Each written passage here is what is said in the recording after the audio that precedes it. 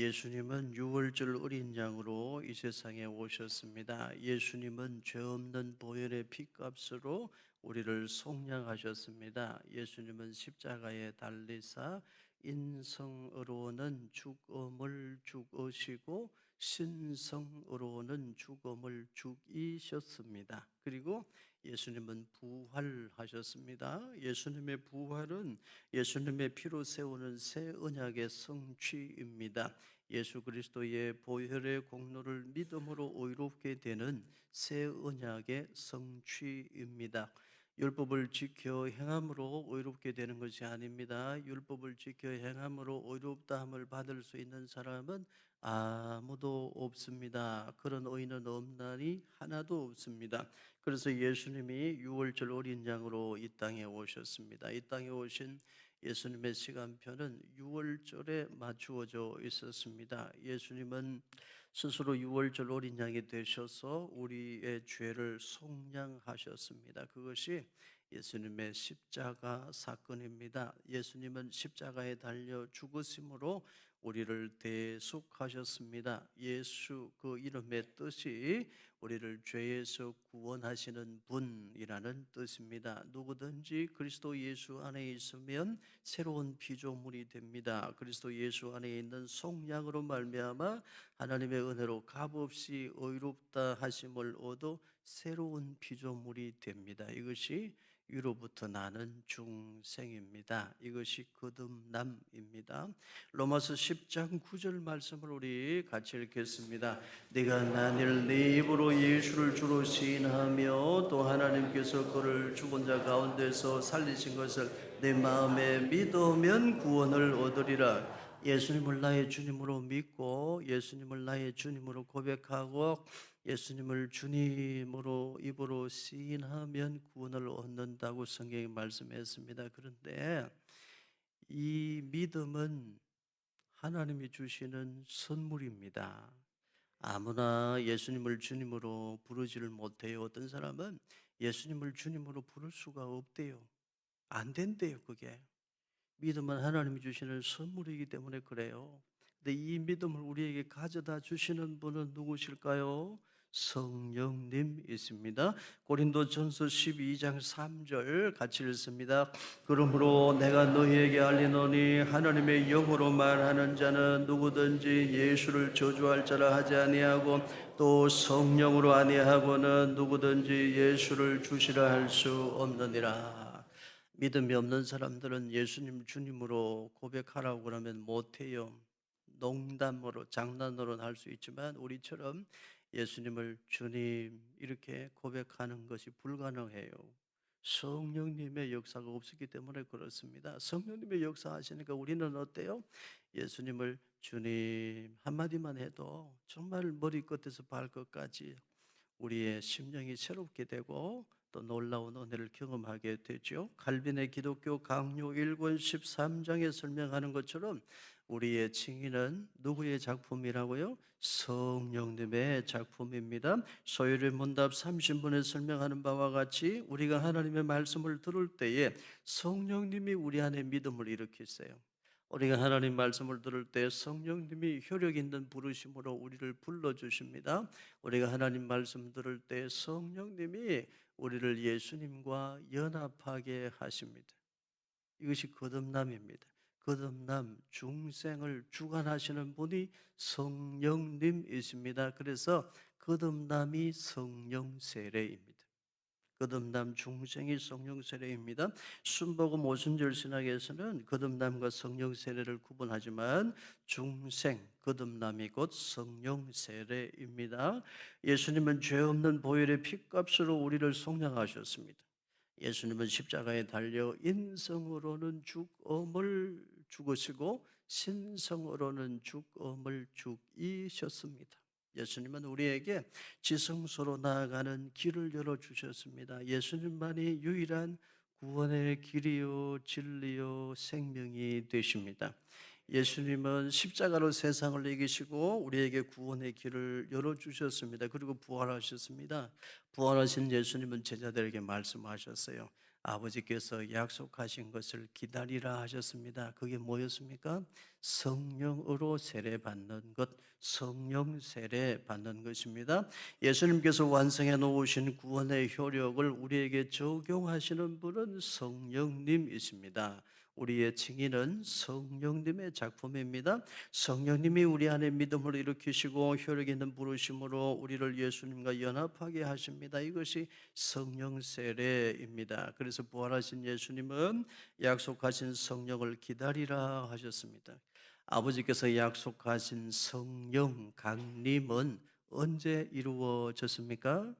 오순절에 이루어졌습니다. 오순절은 유월절 이후 50일째 되는 날을 가리킵니다. 예수님은 유월절 어린 양으로 유월절에 십자가에 달려 죽음을 죽으시고 죽음을 죽이셨습니다. 사흘 만에 부활하신 예수님은 40일 동안 제자들에게 나타내 보이시며 하나님 나라 일을 말씀하셨습니다. 그리고 성천하시기 전에 아버지께서 약속하신 성령을 기다리라 하셨습니다. 예수님이 성천하신 후 7일째 되는 날에 약속하신 성령님이 임하셨습니다. 그래서 6월절 이후 50일째 되는 날 오순절에 약속하신 성령님이 강림하셨습니다. 사도행전 2장 1절부터 4절까지 같이 읽습니다. 오순절 날이 이미 이름에 그들이 다 같이 한 곳에 모였더니 돌연히 하늘로부터 급하고 강한 바람 같은 소리가 있어 그들이 앉은 온 집에 가득하며 마치 불의 혀처럼 갈라지는 것들이 그들에게 보여 각 사람 위에 하나씩 임하여 있더니 그들이 다 성령의 충만함을 받고 성령이 말하게 하심을 따라 다른 언어들로 말하기를 시작하니라. 예수님은 6월절에 십자가 지시고 우리를 속량하셨습니다. 성령님은 오순절에 강림하셨습니다. 예수님은 새로운 구원의 언약을 성취하셨고 성령님은 그 구원의 효력을 우리에게 적용하십니다. 그런데 성령님은 바람처럼 불처럼 오셨어요. 바람처럼 불처럼 어디에나 성령님은 역사하시고 바람처럼 불처럼 누구에게나 성령님은 역사하셔서 새 생명을 허락해 주십니다. 창세기 11장에 바벨탑 사건이 나와요. 사람들이 바벨탑을 높이 쌓으면서 말했죠. 탑 꼭대기를 하늘에 쌓자. 그리고 우리가 흩어짐을 면하자 그랬어요. 그때 하나님께서 어떻게 하셨나요? 그들의 언어를 혼잡하게 하셨어요. 그래서 서로 말이 통하지 않게 하셔가지고 바벨탑을 쌓은 사람들 다 흩어버렸어요. 그런데 오순절 성령 강림 사건에는 정반대의 역사가 생겨요. 각기 다른 나라 방언을 말하게 되고 각기 다른 나라 말을 알아들을 수 있게 성령님이 역사하셨어요. 이건 정반대예요. 이제 성령님의 역사하심 가운데 예수 그리스도의 보혈의 공로를 믿는 믿음 안에서 천하 만민이 어느 나라, 어느 민족, 어느 족속이든지 간에 다 같이 한 분 하나님의 자녀가 된다는 것입니다. 그래서 다른 나라의 언어들도 알아듣게 하고 다른 나라 외국어 방언도 할 수 있도록 성령님이 역사하셨습니다.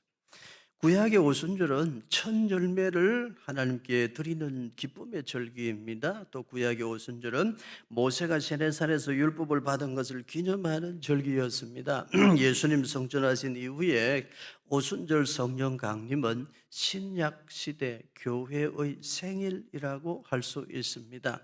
오순절 성령 강림은 새로운 언약의 시대가 열렸음을 선언합니다. 옛 시대 율법 시대를 마감하고 새 언약의 시대에 복음 시대가 열렸음을 선언합니다. 이제는 천하 만민이 예수 그리스도를 믿는 믿음으로 하나님 백성이 되는 시대가 열렸음을 선포하죠. 그래서 오순절 성령 강림은 신약 시대 교회의 생일이라 할 수 있습니다. 여기서 그러면 질문이 있죠.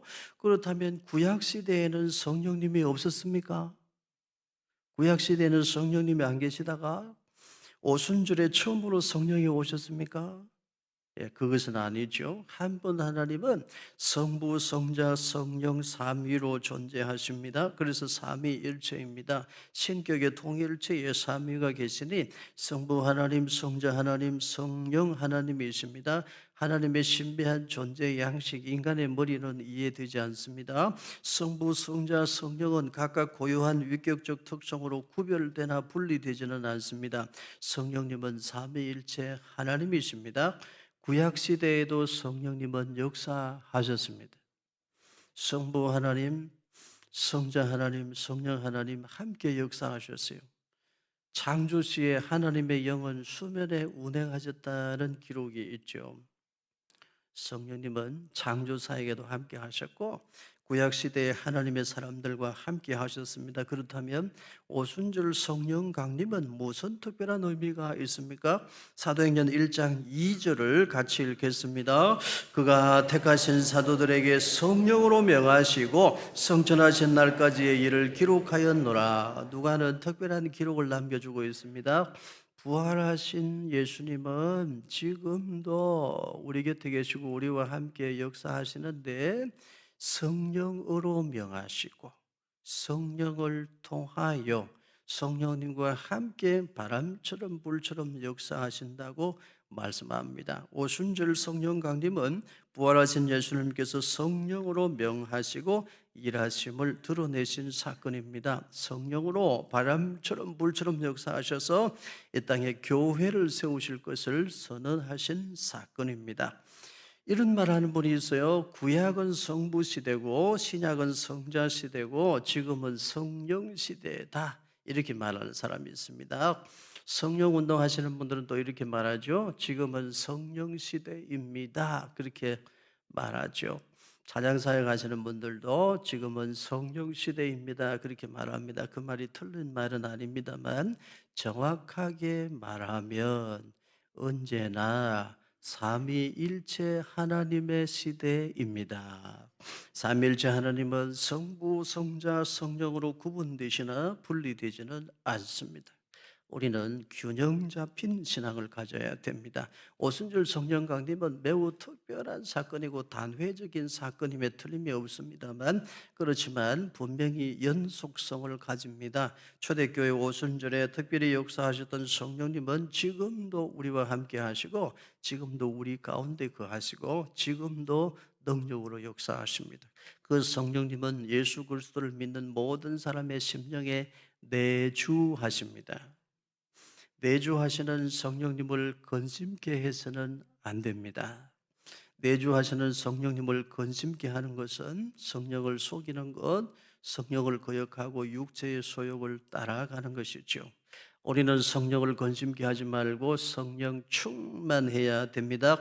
성령 세례는 단회적이지만 성령 충만은 반복적입니다. 그래서 우리는 날마다 성령 충만해야 돼요.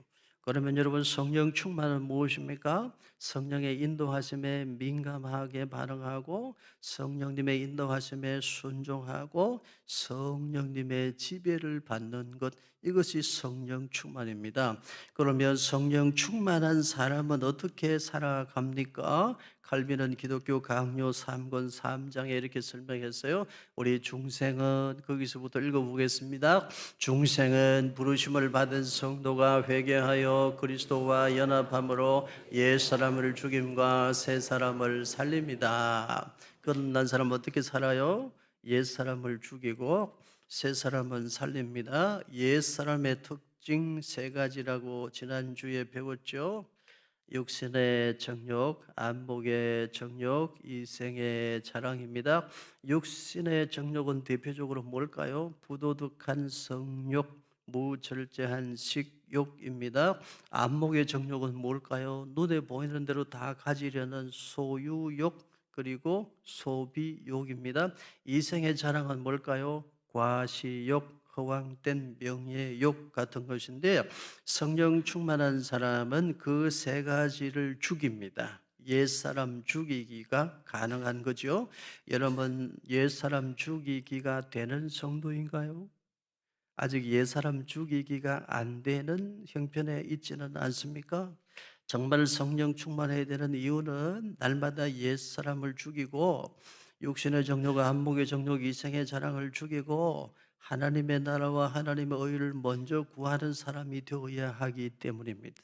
그래서 우리는 날마다 성령 충만한 사람 되어야 됩니다. 오늘 우리가 읽은 본문 말씀 사도행전 3장에 옛사람 죽이기가 제대로 된 사람이 나와요. 베드로입니다.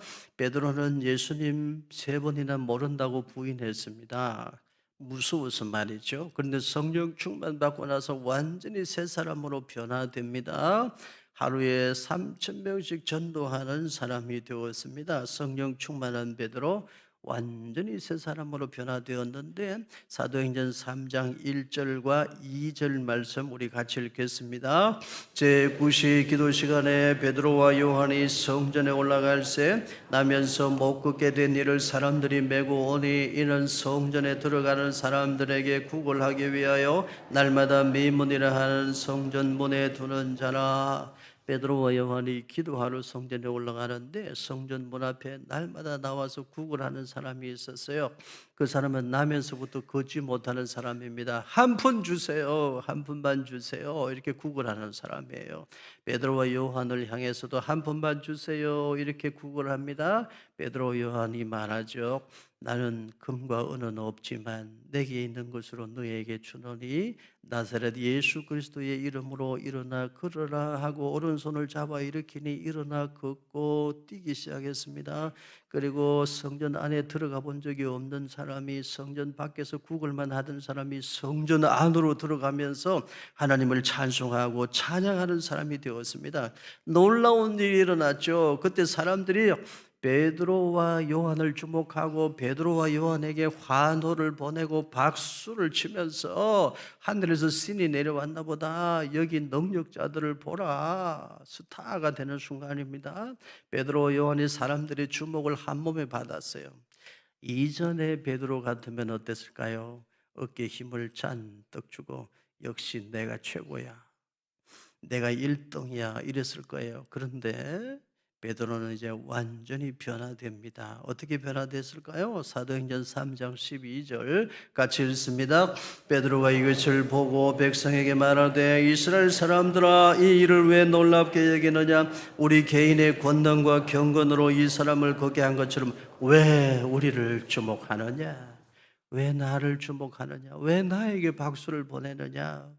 나사렛 예수 그리스도의 이름의 권세가 이 사람을 이렇게 세웠는데 왜 베드로 나에게 박수를 치고 왜 나에게 환호하고 왜 나를 칭찬하고 왜 나를 주목하느냐? 나사렛 예수 그분만 바라보아야 우리가 살 수 있습니다. 이렇게 고백해. 이생의 자랑 완전히 버렸어요. 이전에 베드로는요, 예수님이 제자들의 발 씻겨 주실 때 혼자 잘난 척 했거든요. 내 발은 안 씻겨 주셔도 됩니다. 나 그 정도는 압니다. 그랬던 사람이라고요. 그런데 지금 베드로를 보세요. 왜 우리를 주목하느냐? 주님만 바라봐야지. 이런 사람으로 변화되어졌어요. 명예욕, 과시욕, 이생의 자랑을 버리고 새 사람이 된 것입니다. 성도 여러분, 여러분은 어떻습니까? 여러분은 정말 옛사람 죽이고 새 사람 살리고 그렇게 살고 있습니까? 여러분은 여전히 옛사람을 죽이지 못하고 이생의 자랑을 붙들고 사람들의 칭찬에 너무 목말라 하면서 그렇게 살고 있지는 않습니까? 이제 여러분은 육신의 정욕과 안목의 정욕도 버리고 이생의 자랑도 버리고 사람들의 칭찬, 사람들의 관심에 너무 목말라 하는 그런 삶도 던져버릴 수 있기를 축복합니다. 내가 선한 일 했는데 사람들이 아무도 몰라줘요. 그래도 전혀 조금도 섭섭한 마음이 들지 않는 성도 되시기를 바랍니다. 하나님이 하시면 충분한 거예요. 하나님이 알아주시는 것으로 충분해요. 사람들에게도 칭찬을 받아야 됩니다. 사람들에게도 인정받고 칭찬받는 그리스도인이 되어야 되겠습니다. 그러나 사람들에게 칭찬받고 인정받는 것보다 하나님 앞에서 인정받는 것이 더 중요하고 가장 소중한 것입니다. 여러분에게 질문합니다. 여러분 카톡, 여러분 인스타그램, 여러분 페이스북에 여러분 어떤 사진, 어떤 글을 올리나요? 오랜만에 이탈리아 식당에 가가지고 비싼 음식 시켜놓고 밥 먹으려고 그러면 손도 못 대게 잠깐 사진을 찍어가지고 올리고 찍어서 올리고, 해외 여행 가서 멋진데 멋진 폼 잡고 이렇게 사진 찍어서 올리고, 여러분 그렇게 하지 않습니까? 다른 사람들이 나를 알아주기를 목말라 하는 그 이생의 자랑에 너무 목말라 하지 않기를 바랍니다. 그러면 우리는 그렇게 하면 안 됩니까? 우리 그리스도인은 카톡이나 인스타그램이나 페이스북에 멋진 데 가서 배경 사진 찍어서 올리고, 맛있는 거 먹을 때 음식 찍어서 올리고, 그렇게 하면 안 됩니까? 아닙니다. 해도 됩니다. 그런데 목적이 달라요. 나를 드러내고 싶어서, 나 이만큼 사는 사람이야, 그 자랑하고 싶어서가 아니고, 하나님의 은혜를 말하고 싶어서, 하나님의 은혜로 내가 이렇게 살아가고 있습니다, 그거 증거하고 싶었어.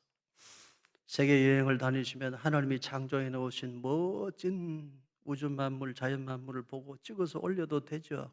그 이유는 뭡니까? 이 신비하고 오묘한 우주 만물을 지으신 하나님의 영광을 찬송하기 위하여. 그리스도인은 해도 되는데 목적이 달라야 된다는 거예요. 사도행전 3장 3절과 4절 같이 읽겠습니다. 그가 베드로와 요한이 성전에 들어가려 함을 보고 구걸하거늘 베드로가 요한과 더불어 주목하이로되 우리를 보라 하니, 베드로가 처음에는 우리를 보라고 그랬어요. 그럼 베드로 자기를 보라고 한 것일까요? 그렇지 않습니다. 사도행전 3장 6절을 같이 읽습니다. 베드로가 이르되 은과 금은 내게 없거니와 내게 있는 이것을 네게 주노니 나사렛 예수 그리스도의 이름으로 일어나 걸으라 하고, 내게 있는 것을 보라고 말한 거예요. 베드로의 삶의 중심에 거하시는 예수님, 이제 베드로의 삶의 이유요, 삶의 목적이요, 베드로의 인생의 주인이 되신 예수 그리스도, 그분을 보라고 말한 것입니다. 사도행전 3장 8절 같이 읽습니다. 뛰어서서 걸으며 그들과 함께 성전으로 들어가면서 걷기도 하고 뛰기도 하며 하나님을 찬송하니, 성전문에 앉아서 구걸만 하던 사람이 이제 성전 안으로 들어가요. 하나님을 찬송하는 사람이 되었어요. 구걸하던 사람이 하나님을 찬송하는 사람으로 변화되어졌습니다. 이 모든 일을 누가 하셨습니까? 성령님이 하셨습니다. 누구를 통하여? 베드로를 통하여 역사하셨어요. 이제 성령님이 여러분을 통해서도 이와 같은 역사를 이루어 내실 줄로 믿습니다. 우리가 성령을 건심케 하지 말고 성령 충만한 성도 되면, 오늘 우리 시대에 지금도 우리 가운데 거하시고 우리와 함께 하시는 성령님의 역사가 일어나면 우리의 삶을 통해서도 기뻐 뛰며 하나님을 찬송하는 사람들이 우리 주변에서 생겨나게 될 줄로 믿습니다. 여러분, 우리 날마다 성령 충만하기를 축복합니다. 성령을 건심케 하는 사람 되지 말고 성령 충만한 성도 되시기를 축원합니다. 그래서 내 인생을 이렇게 세우고, 자녀들의 인생을 이렇게 세우고, 가정을 이렇게 세우고, 우리 다산은혜 교회를 이렇게 세우고, 한국 교회를 이렇게 세우고, 우리가 사랑하는 나라 대한민국이 무너지지 않도록 믿음으로 막아서서 이 민족의 앞길도 지켜내는 깨어있는 성도, 참으로 성령 충만한 성도 되시기를 축복합니다. 사도행전 3장 14절과 15절 같이 읽습니다. 너희가 거룩하고 의로운 일을 거부하고 도리어 살인한 사람을 놓아 주기를 구하여 생명의 주를 죽였도다. 그러나 하나님이 죽은 자 가운데서 그를 살리셨으니 우리가 이 일의 정인이라. 베드로는 무서워서 예수님 3번이나 부인했는데, 성령 충만 받고 나서 어떻게 돼요? 완전히 달라졌어요. 유대인들아, 너희들이 생명의 주를 죽였느니라. 너희가 메시아를 죽였어. 너희가 메시아를 죽이고도 편하게 살 줄로 알았더냐?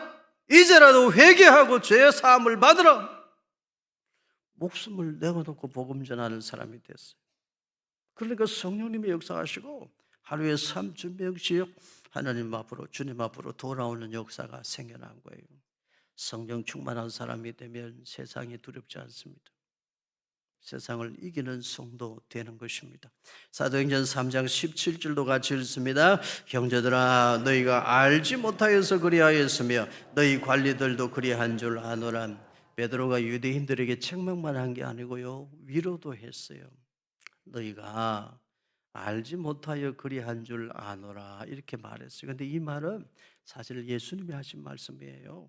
누가복음 23장 34절도 같이 읽습니다. 이에 예수께서 이르시되 아버지 저들을 사하여 주옵소서 자기들이 하는 것을 알지 못함이니이다 하시니라. 그들이 그의 옷을 나눠 제비 뽑을세. 성령 충만하면 예수님 마음을 알게 돼요. 성령 충만하면 예수님처럼 말하게 되죠. 사랑하는 성도 여러분, 날마다 성령 근심케 하는 사람 되지 말고 날마다 성령 충만한 성도 되시기를 참으로 주님의 이름으로 축복합니다. 그래서 성령 충만해서 오늘도 지금도 우리 곁에 우리 가운데 역사하시는 성령님의 역사하심으로 말미암아 우리의 인생, 힘들고 고단한 인생길이지만 믿음으로 세상과 싸워 이기는 인생으로 만들고 우리 자녀들의 앞길도 성령님의 역사하셔서 형통한 길로 이끌어 주시도록 하나님 앞에 기도하고 간구하고 성령 충만해서 우리의 가정도 이렇게 세우고 우리 한국 교회도 이렇게 세우고 참으로 성령 충만해서 우리나라 대한민국도 힘있게 이렇게 세우는 성도들 되어 주시기를 축복합니다. 사랑하는 성도 여러분, 날마다 성령 충만해야 됩니다. 날마다 성령 충만해서 우리는 예수 그리스도의 이름을 붙들고 일어서야 됩니다. 우리가 붙들고 일어날 그 이름 예수 그리스도 이름뿐입니다. 예수 그리스도의 이름을 붙들고 나를 이렇게 세우고 자녀들을 이렇게 세우고 정말 가정을 이렇게 세우고 정말 우리 한국 교회를 이렇게 세우고 여러분 까닭에 우리나라 대한민국이 공산주의 사회주의에 물들지 않고 주님 다시 오시는 그날까지 자유민주주의 국가로 끝까지 남아있는 은혜를 하나님이 허락해 주시기를 축복합니다.